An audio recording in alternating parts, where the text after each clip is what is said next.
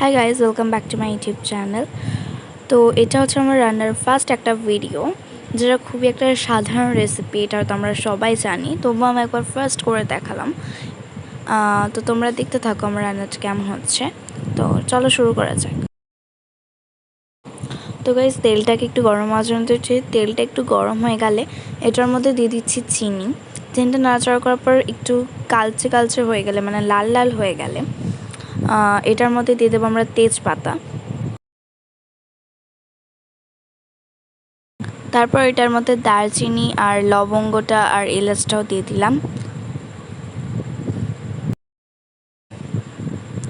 তারপর এটার মধ্যে একে একে একটুখানি পেঁয়াজ দিয়ে দিলাম। পেঁয়াজটা একটু লাল লাল ভেজে নিতে হবে। তোমরা তোমাদের পরিমাণ মতো পেঁয়াজটা নেবে, আমি আমাদের পরিমাণ মতো পেঁয়াজটা দিয়েছি।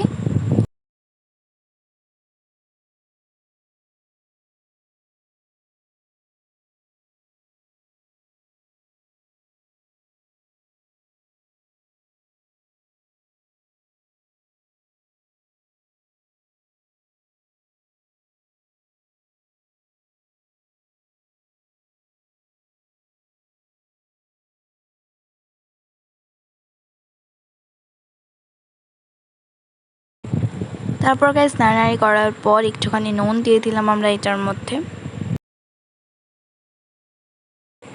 তারপর গাইস, যাতে এটা একটু লাল লাল হওয়ার জন্য কাশ্মীরি লঙ্কা গুঁড়ো দিয়ে দিলাম। তোমরা এটা নাও দিতে পারো, কিন্তু আমি দিয়েছি। তারপর দিয়ে দিলাম টমেটো কুচি। আমি টমেটো কুচি 4 টুকরো দিয়েছি, তোমরা এর থেকে বেশিও দিতে পারো, আবার এর থেকে কমও দিতে পারো।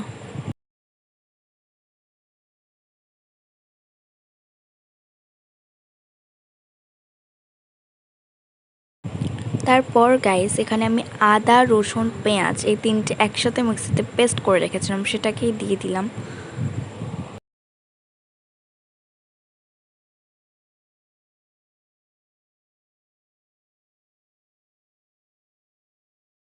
তারপর গাইস একে একে হলুদ গুঁড়ো দিয়ে দিলাম। তারপর গাইস আমি জিরে গুঁড়োটাও দিয়ে দিলাম।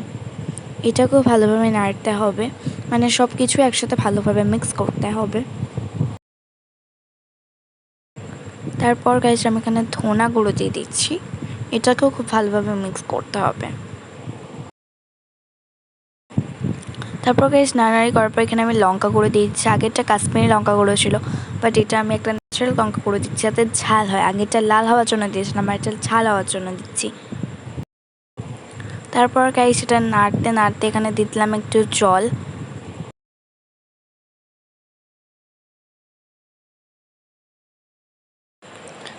তারপর গাইস আমি এখানে ভালোভাবে জলটাকে দেওয়ার পরে ভালোভাবে মাংসটা কষিয়ে মাংসগুলো একে একে দিয়ে দিচ্ছি। তোমরা কিন্তু আমি যতগুলো মশলা দিয়েছি তোমাদের পরিমাণ মতো দেবে, আমি আমার পরিমাণ মতো দিয়েছি।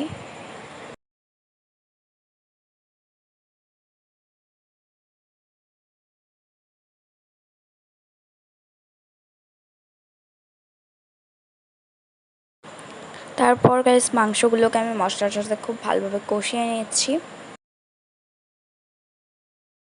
তারপর গাইস আমি একে একে এটার মধ্যে ভাজা করা আলু দিয়ে দিচ্ছি, মানে আলুগুলো আমি আগে থেকে ভেজে রেখেছিলাম, আলুগুলোই দিয়ে দিচ্ছি। তারপর আবারও নাড়িয়ে নিচ্ছি।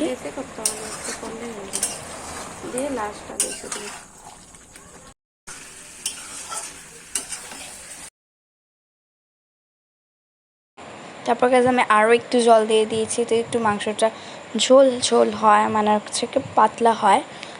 তারপর এই জলটাকে দিয়ে ভালোভাবে আলু, মাংস, মশলাগুলো সব ভালো করে কষিয়ে নিয়ে রেডি হয়ে যাবে মাংস।